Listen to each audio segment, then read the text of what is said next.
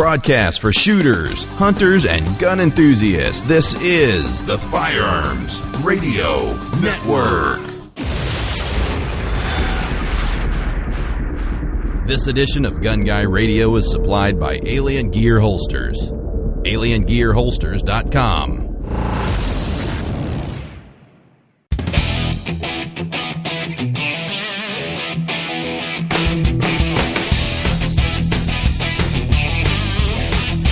Welcome to episode 156 of Gun Guy Radio.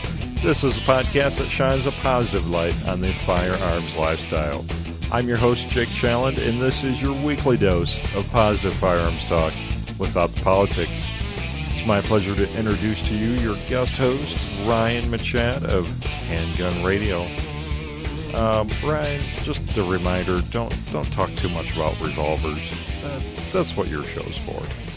Only 19 weeks left of my dreaded day job. I'm looking forward to freedom. Ryan, take it away.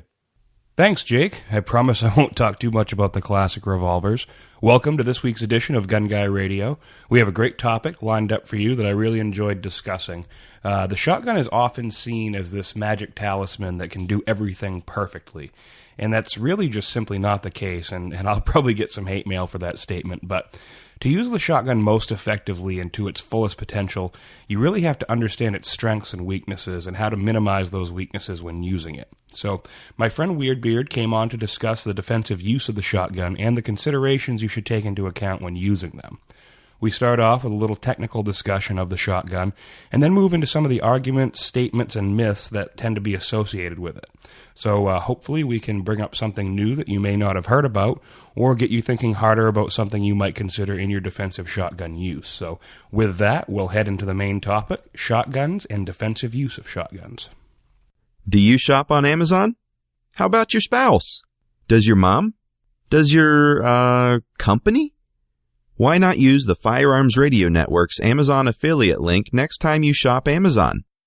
Bookmark firearmsradio.tv/Amazon or click through the Amazon link in the right-hand corner of firearmsradio.tv. Get it? Got it? Amazon it.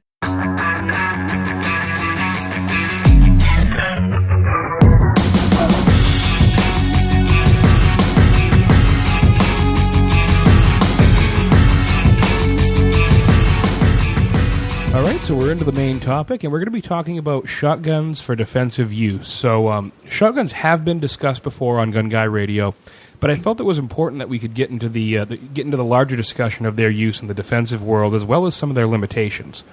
Now, a lot of people will try to attach some magical quality to the shotgun as a defensive implement, and oftentimes it just isn't so. The shotgun is really effective, but you have to know the limitations of it. So we're going to first discuss the various shotgun operating methods as it relates to defensive use, and then some of the more popular gauges, and then we'll kind of delve into some of the considerations you need to make when you're choosing the shotgun as your home defense weapon.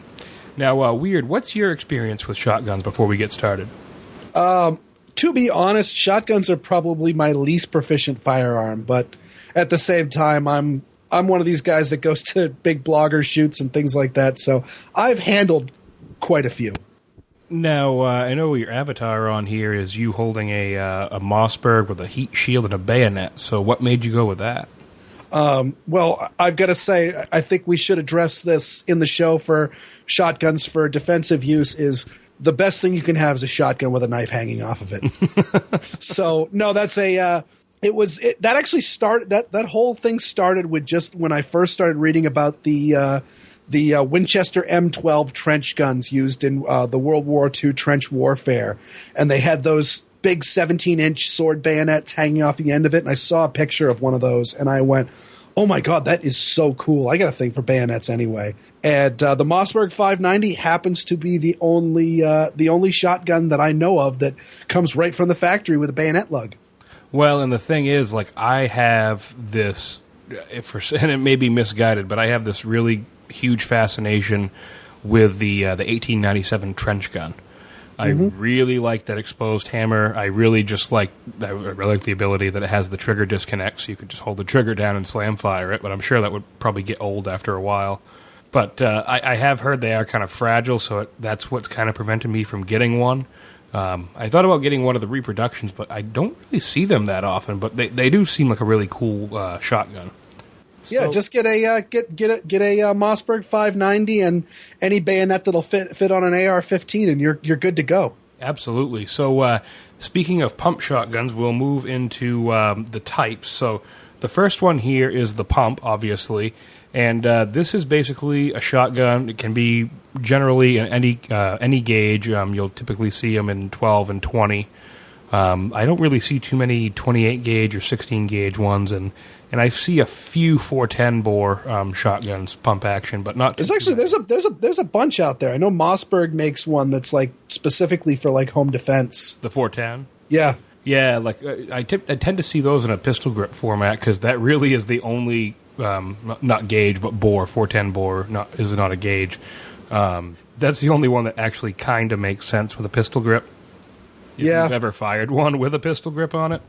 Yeah, I've actually shot I believe it was just a Mossberg. It was a Mossberg of some sort that had been cut down to it was an AOW, so it was the $5 tax stamp NFA, and it had a bird's head grip on the back and a 10-inch barrel up front, and yeah, that thing is, I can't think of really a practical way of using it.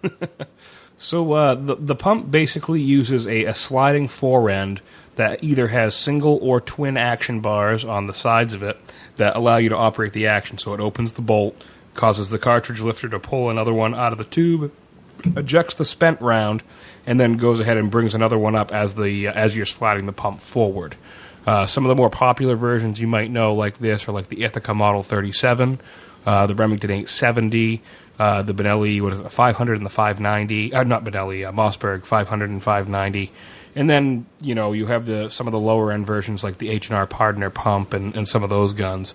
What do you see, Weird, as some of the disadvantages of the pump shotgun? We all know the advantages. You already are holding it like you should a long arm with your hand out front, so you're able to operate the action. But what might you see as a disadvantage? Well, I mean, the disadvantage is you need to be running that action, and it's not the machine running it for you. So you can definitely have a whole lot of malfunctions for it. Actually, when I first got my, I had a buddy of mine that got a 500, and we took it out to the sporting clay range at my club, and we were just handing it back and forth to each other. And one thing that we quickly learned is if you short stroke that action, it'll drop a shell right on the drop a live shell right on the ground, and you'll chamber nothing but air. And so that's one big issue. The other big issue is you need to be running the shotgun. You need to. There is a learning curve towards running it well. I actually when I shoot sporting clays, I only shoot with my 590. I don't. I've got my wife has a nice gas operated shotgun that's really designed for sporting use, but I find I shoot a pump just as well. But you need to get past that learning curve first. Right, and people of shorter stature may have a more difficult time, depending upon the size of the shotgun, getting that full stroke of the slide action to actually go all the way back and get that next shell into battery. One thing I have noticed is also if, for instance, your arm is injured in a defensive encounter, it can be. I mean, I know you see it in the movies, but it can be difficult to operate a pump action shotgun one-handed. You can do it by putting the stock of the shotgun on the ground and doing it that way, but it is definitely more difficult. And also with the pump action shotgun, you have no either gas, recoil, or inertia operation to kind of absorb some of the recoil of the shotgun. So you're going to get all the recoil out of that pump action shotgun, whereas if you're using a semi-automatic, you may have a little bit lighter recoil than you normally would. Yeah, that's something I think we should address right off the bat. I mean, getting into anything is shotguns kick really, really hard. I don't know what your first experience with a shotgun was like, but I had a buddy in school that his dad had a really nice collection of guns and a range in his backyard, and it would just be one of those ever so often on a weekend, we'd putter on down to his house and shoot a couple of different guns. And it seemed like every single time I'd shoot a couple of my favorites, specifically like his dad's 1911 and things like that. And then it would be, all right, what do you got that I haven't shot yet? And I remember, so his dad had a thing for Weatherby rifles. And so he had Weatherby rifles in all like the major big game calibers. So before this date, I had been shooting a Weatherby 460 Magnum, which if you're not familiar with that cartridge, look it up, but it's a monster. It's a great big elephant cartridge, and as in designed for elephants. And the first time I shot, I think it was a Winchester Model 12, I was amazed at how hard that gun kicked. They really got, because they've got a lot of recoil impulse, and I think it's mostly because, number one, you're throwing a lot of lead down range, but also the powder that shotguns use is very, very fast burning, so you get all that recoil just moments after you pull the trigger. Well, I've shot, I haven't gone as high as the 460, but the Mad Aussie owns a Winchester Model 70 in 375 H&H. Okay. And I touched that thing off, and it backs up pretty good. Honestly, I didn't think it was that much worse than a 30-06 or a 7.62 by 5.4. But before that, I had shot one of the Remington Model 11, also known as the Browning A5, with the long recoil system. And you got that whole big heavy barrel slamming back along with that bolt, and then the barrel has a spring that drives it forward, and the bolt stays back, and it basically, instead of actually having the bolt come back and pull the shell out, the barrel like slides right off the shell. Mm-hmm. And that thing kicked twice as bad in my mind than the 375. I wasn't expecting it. Yeah, but it's one of those. I remember Masayub, I think it was Stress Fire 2, but he wrote a book on combat shotgun use and pointed out the fact that a 12-gauge shotgun is going to kick more than most rifles that you're going to encounter. And I would actually say probably even more than many 50 calibers, because those 50 calibers have just amazing recoil mitigations built into them, because they know that if you're shooting a 50 BMG, that's a lot of round to be throwing down range. And so don't think I've shot a rifled gun that kicks as hard as that 460, including I've shot several different types of 50 BMGs. Right. So recoil is a major factor with shotguns. Now, looking at the semi-automatics, do you really think, in terms of reliability, shotguns tend to be kind of dirty sometimes, especially with some of the lower pressure loads, some of like the game loads and stuff. So if you had to pick a semi-automatic shotgun for reliability, what would you go with, like recoil or gas or inertia? I love gas operation. So to go on to that discussion on recoil is, my wife went to a Second Amendment Sisters shoot, and she shot, I believe she was shooting trap, and she realized that she loved it. Just the light went on, and she went, "Oh my God, I love shooting trap." I said, "Well, we belong to a club that has trap and sporting clays, so I think it's a good idea for us to go buy shotguns." So we went and bought shotguns, and so she did a lot of research on what was the best. And I told her right off the bat, my wife is very recoil sensitive, and so I said, what you're going to want to do is you're going to want to get a gas-operated shotgun, because gas operation, as far as all of the semi-automatics, is going to have the most recoil mitigation to it. And she decided to get a Beretta, and I got to say that it's the Beretta Eureka. It's got AL57. I don't know what the word salad is behind that shotgun. But their Beretta's gas-operated shotgun, that gas system is amazing. It kind of works like an FAL's gas system, except for as soon as the piston is returning, it starts immediately venting all the pressure. So you can shoot very, very light loads, and it'll end up eating up more gas, or heavy loads, and it'll end up venting sooner. And that thing works amazing. I mean, for all the crap Remington's been getting lately, I honestly, I've heard really good things about that Versamax one they were doing as well, the gas-operated one. And I guess the system they were using, the length of the shell would determine how much gas was vented into the system. So if you had like a 3.5-inch shell in there, it would only allow like 2 or 3 different gas ports to be open. Whereas if you had a really short, like a 2 3/4 shell, it would allow more of the gas ports to be open. And I had heard good things about that. I recently also heard that they may have had a recall on that. So I don't really want to speak to that, but Yep. I have found that the gas-operated guns just have far less recoil, and you wouldn't think that it would be that much of a difference, but it really is. No, it's definitely a big difference. They're a lot more comfortable. Now, these next two ones we have on the types, so we kind of get out of the types category here, is the lever action. So the lever action, you're not going to really see a lot of people go for this because it really hasn't been a popular, at least in my experience, a popular action for shotguns. You've seen it in the the Winchester 1887, everybody calls it the Terminator 2 shotgun. And that gun is nice, but it has that lever action drop. The receiver kind of drops it down, so you're not getting that more straight line like you normally get with a pump shotgun, like an 870 or something. And I have seen like a lot of muzzle rise with those guns, and the lever has to go really far forward to get the next round in. It uses a weird tube magazine, and it has a strange loading cycle. I just wouldn't recommend that for home defense unless it's the only thing you have.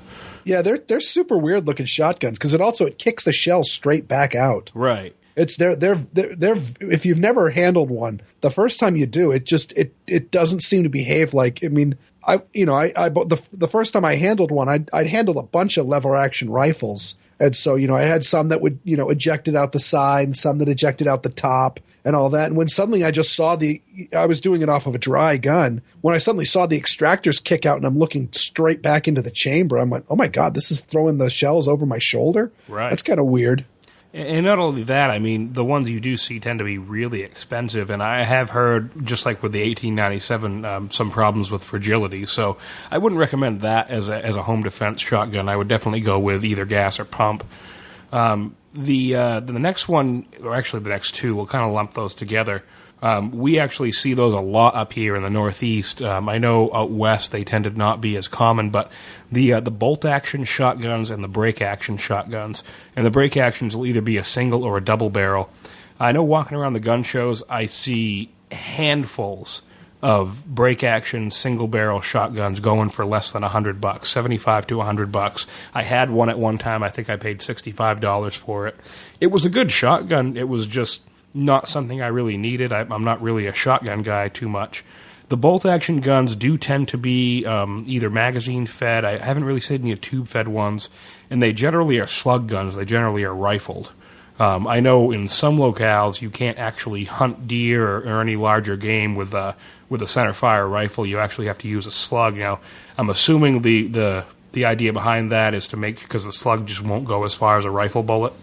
Well, I think it's actually more archaic. I think no, I'm not a big time hunter and I don't know the history behind this, but I was pretty sure the shotgun only laws were just because the idea of if you're shooting shotguns with pellets, it's not going to go as far, and the same thing goes with an unrifled slug going through an unrifled barrel. But it seems like everyone's going to game the system, and so now you've got some crazy shells out there. Essentially, you can turn a shotgun into a 30-06. I've seen guys that had a 12-gauge shotgun with a scope mounted on the top of it, and they were shooting 308 bullets mounted in a sabot, and it's essentially working like a 30-06 downrange. So they had it for shotgun only hunting, but they were shooting with a rifle. Well, I know Savage a while ago had a I wish I could remember the model number. I remember seeing a review of it in the magazine. It was I think it was Dick Metcalf that reviewed it,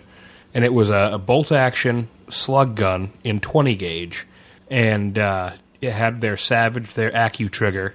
And he was getting like minute of angle groupings at 100 yards with a slug gun. Yep. Which is insane. I mean, you think about the chunk of lead that thing is throwing. It's just like a big soup can flying through the air. But to get that accuracy, I mean, it's insane how far it's come. Did you say he was using sabots or was he using just just full bore slugs? I think he was just using full bore slugs. Oh, that is impressive. For a minute I thought he was using sabos because you can get a lot of accuracy out of those. If I can find the link to the article, I'll try to find it. But I mean, I was really impressed. I was like, wow, you're not really giving up much in accuracy, especially up here in Maine hunting. Good luck getting a shot beyond 100 yards. It's very hilly terrain. It's very densely wooded, and you're not going to be getting these big, long, prairie shots like you might get out west. Yep, but you are trading off with those rifled slugs. You're trading off in recoil because those guns are going to want to twist out of your hands. Oh yeah. So the last one here, you don't see as much. You've seen a little bit more recently, and you added this weird, the revolver style shotguns. Yep, yeah, they're not super common. They're not super popular. I mean, the big one that you see everywhere, I mean, I see them all the time. Never actually shot one. Are the Rossi Circuit Judge, which is essentially the Taurus Judge turned into. It's technically a rifle because it's got a rifle barrel, and it's a 410 5-shot shotgun. Yeah, those are interesting. I've not yet fired one myself, but. I mean, I suppose if they work, they've got that little heat shield under the bottom, so you don't get the cylinder blast on your forearm. Yep. So it's not gonna behave like a street sweeper on your arm. And then the Russian MT2 255.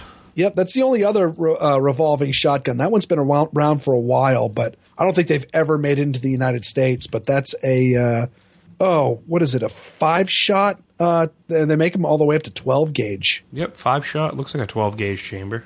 Yep. So those are pretty crazy looking. They're huge. Available in 12, 20, 28, and 32 gauge and 410 bore. 32 gauge. That's interesting. Time to break out the cartridges of the world. Alien Gear Holsters, the most comfortable and concealable holsters on the planet, is offering big savings with our new 2-holster combo. Now you can buy 2 complete holsters for as little as $49.88. Choose from any available holster styles and colors for the guns of your choice. All of Alien Gear's quality products are made right here in the USA and include a 30-day trial, forever warranty, and free shell trades for life. Visit aliengearholsters.com today. So, speaking of gauges, actually, we'll move into the gauges here. So, I'll start out with saying that 20 gauge is probably my favorite for both power and recoil control. 12 gauge is good for variety of ammunition, but for some people, 12 gauge is just uncontrollable. So, Weird, what do you choose when you're looking at a gauge for a shotgun? Both me and my wife both shoot 12. I shoot 12 just because I number one, I wanted the 590. So I wanted a shotgun that I can hang a knife off of.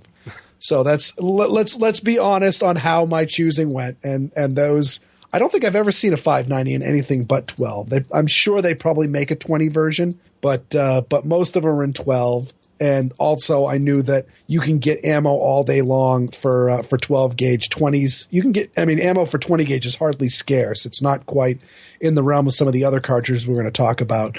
But the 12 gauge is hands down like the bench standard for shotgun cartridges. And I'm not particularly bothered by recoil. But now my wife is bothered by recoil, but I immediately told her, look, I know you. We're going to be, you want this to shoot at clay birds. And my wife is a perfectionist. And I said, if you get a 20 gauge, you're going to miss more. Not a lot more because the size is not that much different, but you are throwing a smaller pattern. And so I really think you should have a bigger pattern out there so you get more broken clays. I think more broken clays are going to be a lot better than a bruised shoulder. Right. If she was going to go with a pump gun, you would probably say 20. Yeah, I wouldn't have my wife use a pump gun. I just don't see her wanting to log the time to learn how to run that. Semi-auto, it does all the work for you. Right, and absorb some of that recoil. Yeah, but so, the big difference between 12 and 20, they're both marvelous shotguns, specifically for personal defense uses. I couldn't argue either one of them.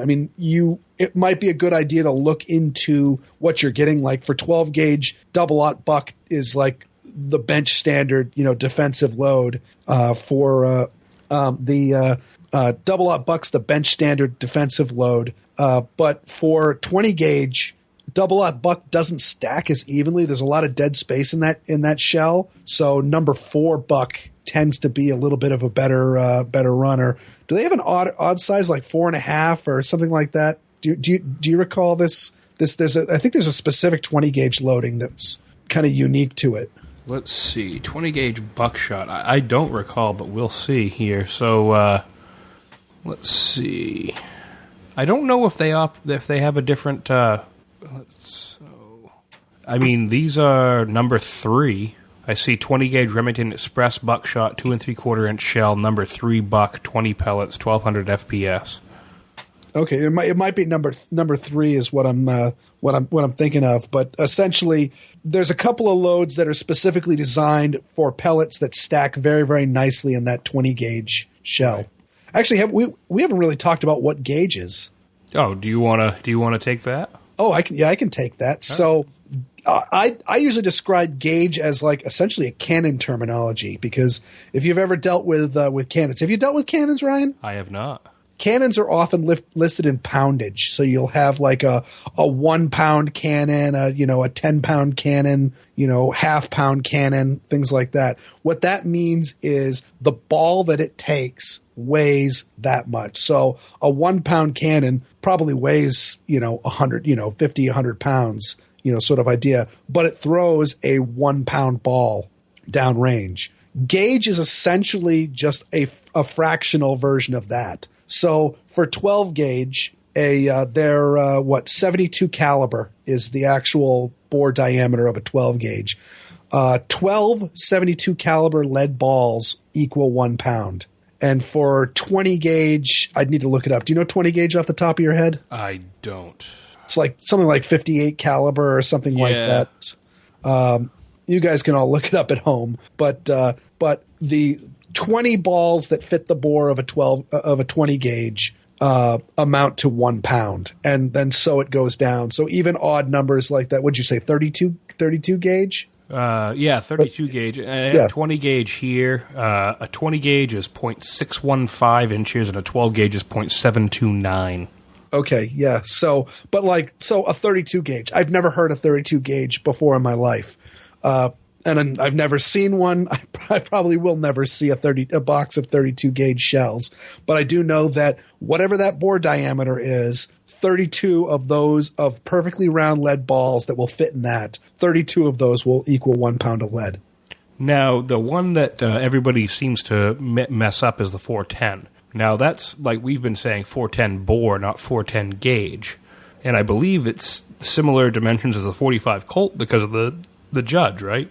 Yeah. Well, I mean, it's so I believe how they work is it's just with the extra space for the wadding that ends up being 45 caliber. But if you buy a box of 410 slug loads, those are 41 caliber, so they're just a little over 10 millimeter. All right. So 0.410. Now, so moving on, like the one, and you said you haven't ever popped a primer on one of these weird, it's a 28 gauge. That's right. And this isn't one you really see used for defensive use. I mean, obviously it could be used in a pinch. But my little brother owns a break action 28 gauge. And they typically, I'm looking at Chuck Hawk's here website, and it's a 0.550 inches as opposed to the 0.729 of a 12 gauge. But it's pretty effective. I know a lot of people use them on either clays or dove hunting. And they typically have light recoil, they pattern well, and they're really just a really light and handy firearm. All 28 gauge shells are 2 3/4 inches in length, and the selection is really limited. I think he says it's not the standard gauge for large size shot, and a limited number of pellets can be accommodated in the standard 3/4 ounce load. Like the 410, the 28 gauge is probably at its best with number 7 shot, 7.5 shot, 8 shot, and 9 shot. 7.5 is a pretty good compromise for most upland game, and number 9 gives the pattern density to break clay targets at reasonable ranges. So the 28 gauge does have quite a bit of limitation. Have you had any experience with the 16 gauge, Weird? I'm trying to think. I don't think I've ever actually shot one, but that was my father's first gun he ever bought was a 16 gauge shotgun. It was a bolt action slug gun. I haven't actually seen much of that around here. Everybody kind of says they're really nice. Like you hear about the Browning. What is it? The Sweet 16, and isn't that the Auto 5 and 16 gauge? Auto 5 and 16 gauge, yeah. Right. And those are worth a lot of money if you have one. Yeah, I mean they're light and handy. I guess it's a lighter shell. It's a lighter recoil. I mean, like I said, I haven't really shot one to compare it to like 20 gauge, but given its scarcity, I think that 20 gauge and 12 gauge really have overtaken the 16 as the go-to shell. I know my co-host on the Squirrel Report, JG, he has several 16 gauges, and he complains about how hard it is to find ammo and how much you have to shell out for a box of shells when you do find them. Right. So wrapping up the main topic, we'll head into the defensive shotgun use, sort of like the miscellaneous category. Just a few things we wanted to talk about here. So first off, shotguns do go through walls at short ranges a lot more than people tend to think. One of the things you'll hear a lot of people extol is, use a shotgun if you live in an apartment or in a small house or a duplex or something, because the shot pellets spread rapidly, they don't have much mass, and therefore they won't go through walls like a rifle or a handgun would. Now, I agree with the handgun one. Handgun bullets will go through multiple interior walls with enough energy to cause serious injury or death beyond that. Shotguns will also do the same thing in your average size home. If you go online, I'll probably link to it in the show notes, but there'll be plenty of examples of people doing testing with sheetrock walls set, maybe even 10 feet apart from each other, and they'll fire even a load of birdshot at close range will tear right through those walls. Now, the one thing that people tend to, it's sort of counterintuitive, but AR rifle rounds, 5.56, 223, those tend to tumble when they're traveling through interior walls. They lose stability, and they just stop much sooner. Now, Weird, you've obviously heard this. We were talking about it before the show about how many people say, the shotgun just does not penetrate like a rifle would. Yeah, well, I mean, I think one of the big factors you've got to get into this is that with shotguns, since you're dealing with a smoothbore firearm, and so because they're smoothbore, except for the slugs, when the shot that's coming out of it are perfectly round balls. And so because of that, they don't need any spin to fly straight. That's the same idea with the back when people were using muskets, they used a musket ball because there was no rifling on the musket, and so a ball flies straight when a bullet-shaped bullet is going to tumble out of a smoothbore. And so when they hit things, you're really just dealing with how much energy is being stripped off of that load. But when you're dealing with a rifled round, it's long and thin, and so it's going to do really well going the long way. But as soon as it starts to tumble, it's going to start it's going to be flying a lot less efficiently through the air. And so that's one issue that you've got with anything that's using a projectile that's being stabilized by rifling. Once it starts hitting things, it's going to start losing that stability, and it's going to start dumping energy into the air. Right. Now, and sort of keeping on that, before we move on to the next part here, we also had something we were talking about before the show, the rat hole discussion and the use of cut shells or wax shells. Now, at close range, you're not going to have, it's not the movies, you're not going to have the type of spread that you tend to see. Everybody says, you don't have to aim. The shotgun spreads wildly at close range. And that's just not the case. Typically, within the first 5 to 10 yards, that shotgun pattern is going to be about the size of your fist, maybe even smaller. Yeah, probably even smaller. I think it's something like you gain 1 inch of spread every 15 feet. I think is the numbers that's coming right to mind. But your shot pattern does not spread very very far over what you would consider a home defense range. I mean, if you shoot a 12 gauge at somebody inside your house, you're not going to be putting your pattern is not going to be much bigger than the end of your barrel. Right. So, I mean, what was the rat hole discussion? You described it better than I did. So, yeah, this is something I see, and I've actually done a ton of reading on this because the first time I heard it and reading what I had about, I'm a bit of a ballistics geek, reading about it. I mean, essentially, when you shoot a shotgun, the way I like to consider it is every individual pellet is kind of its own little bullet. So I've actually described it as if you shoot at somebody with a 12 gauge double-aught buck load, you're shooting 9 .32 caliber pellets or 31 caliber, somewhere around there. But 9 small pellets, and it's kind of a little bit like just pulling the trigger back on a VZ61 Scorpion in 32 ACP, where you're just spraying a whole bunch of little bullets at somebody. But each one of those pellets is going to behave on its own. There's no kind of cumulative effect on it. And how shotguns are effective is that you're hitting somebody in multiple places. And so even, double-aught buck or even triple-aught buck, it's a pretty small round. But the fact that you're throwing, 9, 10, rounds of this stuff at somebody, the chance that you're going to get them somewhere vital is a lot higher. And that's where shotguns get their effectiveness. But now the rat hole discussion comes when dealing with very, very small loads, like using number 7 birdshot in a defensive thing. The overall statement is the people, someone like me who was originally very, very against, at this point in time, I'm undecided. And I'm personally not going to use, for defensive shotgun use, I'm not going to use bird loads. I'm going to use buckshot. But the overall statement is the people who would be against it are stating that each one of those little teeny tiny pellets is acting alone. And each one of those teeny tiny pellets is not going to do a whole lot of damage. And so even if you multiply that by however many are in a shell, it may not be enough to end a fight. The rat hole statement is that because they're stacked deep in that shell, pellets before, there's going to be pellets that are going to come out first and pellets that are going to come out later, and they may end up impacting in close to the same spot.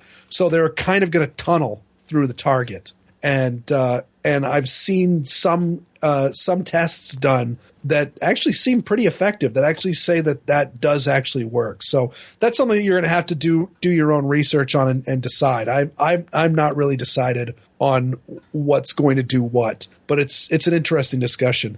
Yeah, I mean, my general understanding was that typically birdshot loads at any sort of distance typically produce really shallow wounds as opposed to the penetration wounds that you really want to see if you want to stop somebody who's intent on attacking you. Yeah, but the overall, the rat hole idea, and of course, it gets the name from, think about how a rat will chew a hole in something. They're going to be biting little tiny small pieces off of, your wall or something like that to make a rat hole in a wall. But if they bite it enough times, eventually they're going to make a hole big enough for them to crawl through. Right. And that's the overall premise behind it, is it's a bunch of little small bites being taken out. And the idea is at close range where that shot cloud is not spreading at all, it may actually start tunneling into somebody. Now, sort of quickly here, the use of the cut shells. Now, that's more or less just a slug load, or a poor man's slug load, as it's sometimes called, or the wax shells. So the wax shells, you basically would open up the crimp and pour some sort of molten wax or molten material into the shotgun shell, and that creates a binder and basically holds all the shot together. And then the cut shells, I've seen it on Iraq Veteran 8888, but you were describing it, you basically cut the base of the shell and the whole shotgun shell basically travels down the barrel? Yeah, essentially you're cutting it, I think it's about where the middle of the wad would be. And so when the powder burns, it actually breaks the end of the shell off. And so instead of the crimp being busted out and the wad and the shot coming out of the barrel, and then when you eject it, you're ejecting out the entire shotgun shell, you're actually throwing the hull, the wad, and the shot all bound together still in the shell, so to speak. And that behaves very, very similar to a slug. I mean, we're discussing this. You really should stick to the factory loads for your defensive use, to be honest. I wouldn't, if you can afford it, I wouldn't be messing around with any of these things, because your reliability, if you have a repeater shotgun using cut shells, is not going to work. Yeah, it's not gonna work on that, because essentially you're only ejecting the head out of the brass part out of the shotgun. But I mean, essentially the wax shells and cut shells, every time I've read about them, it's in real world use. It was always done. It's always a desperation event. I've heard a lot about like wax shells being used overseas for people who want a shotgun slug but legally cannot buy one. And the cut shells I've always heard from, poorer times when you just couldn't find shotgun slugs. Right. And you got a last one on here before we wrap up the main topic, the dragon's breath. Yeah, there's a ton. I mean, you see them at the gun shows. Have you seen any of these like crazy specialty loads at the gun shows? Yeah, flechettes and all these other different things. Yeah, I mean, it's overall, if you're not like seeing, large scale people using it, there's a lot of like trick loads out there, and yeah, dragon's breath specifically just scares the crap out of me because it's like magnesium and like zirconium sponge and all sorts of flammable metals. And so your powder is going to be igniting this and it's going to catch on fire and it's just going to shoot a shower of burning metal at your target. And yeah, you don't want to use that defensively because you'll burn your house down. Yeah, that's and I'm sure it does great things to the inside of your barrel as well. Yeah, I'm kind of curious about that as well. I actually heard a guy that I went to college with said he grew up in Las Vegas, and he was doing buying all sorts of crazy loads for his shotgun. And, he had like, flechettes, and he was, shredding phone books with them and things like that.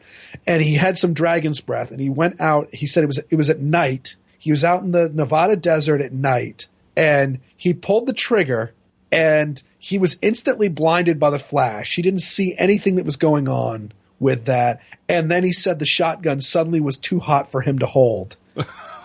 and he had 3 shells loaded up, and he dropped the shotgun, and he says he was hearing like rocks like popping and sputtering. And when the shotgun was cool enough to pick up, he just ejected the other shells. And he said he cut them open and poured them down the toilet. Oh man, that is certainly an interesting experience. Yeah, so, and the same thing. I mean, the same goes like flechettes, those bolo rounds, and things like that. They're people will talk a big talk about them, but nobody who's a serious shotgun user uses them because they're really gimmicky. They just don't work. 12 gauge double-aught buckshot is tried and true. It sure is. So that about wraps up the main topics. We're going to head into the wrap-up section. Thank you, Weirdbeard, for coming on and talking about shotguns and their defensive use. It was a good time, Ryan. All right, so we're going to head into the wrap-up section.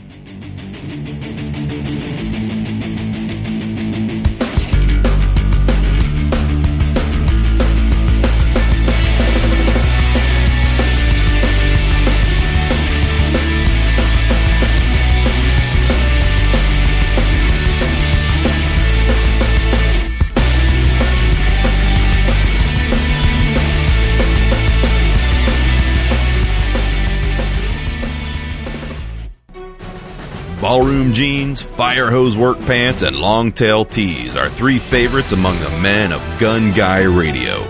Duluth Trading Company has perfected the art of clothing the manly man.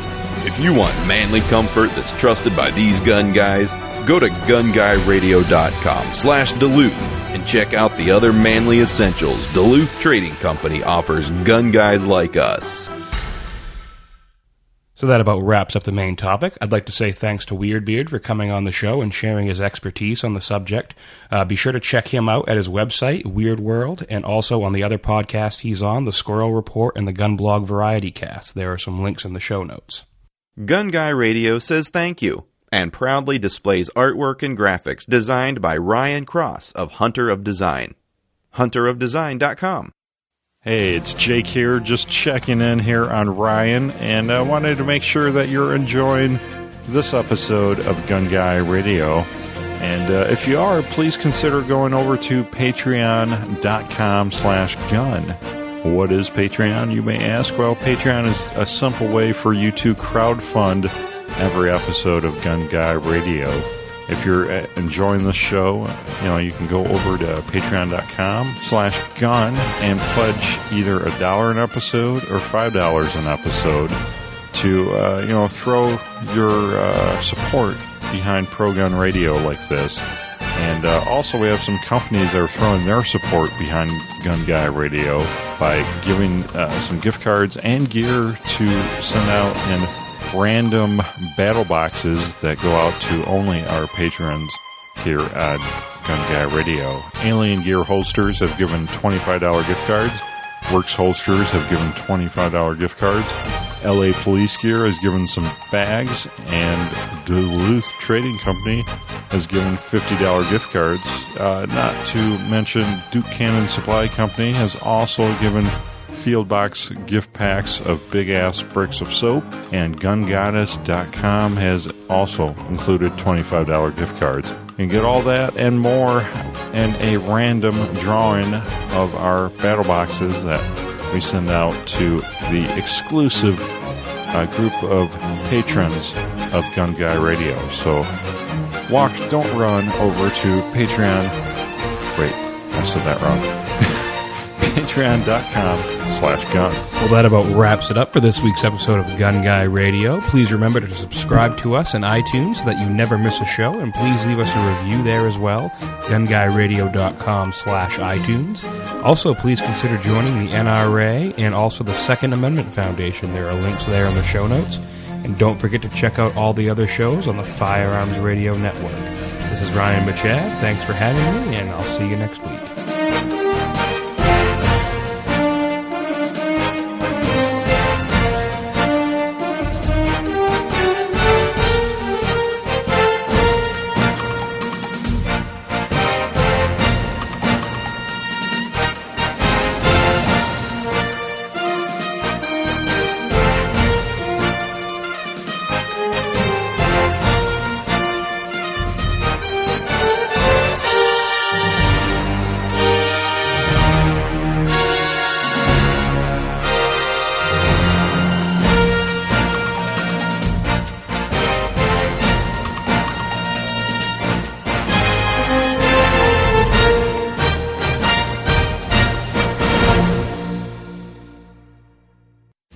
This has been a production of the Firearms Radio Network. You can find more information at firearmsradio.tv.